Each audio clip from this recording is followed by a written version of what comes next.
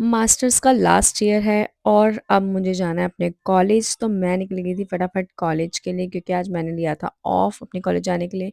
तो मैं कुछ खा पी के नहीं आई थी, तो मैंने यहाँ पे फटाफट से कुछ खा पी लिया था और यहाँ मैं पहुँच गई थी बोटैनिकल गार्डन।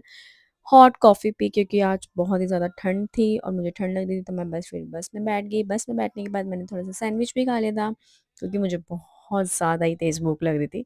उसके बाद मैं चली गई थी अपने कॉलेज। कॉलेज जाने के बाद मैंने मैम को थीसिस वगैरह दिखाया और थीसिस दिखाने के बाद मैम ने बोला कि ये चेंजेस करने हैं कुछ।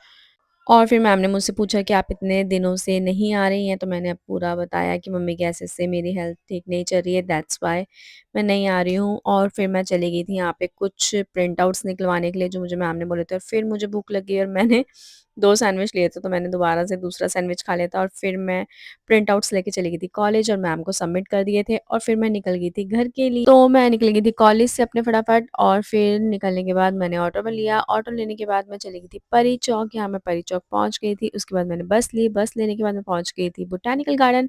तो मुझे लग गई थी भूख क्योंकि सुबह से सिर्फ सैंडविच ही खाया था और यहाँ मैंने डोसा ऑर्डर किया और मैंने कचौड़ी ऑर्डर की थी हीरा स्वीट्स से, जो कि बोटैनिकल पे है। तो यहाँ पे मैं खा पी के बस पहुँच गई थी फिर अपने घर।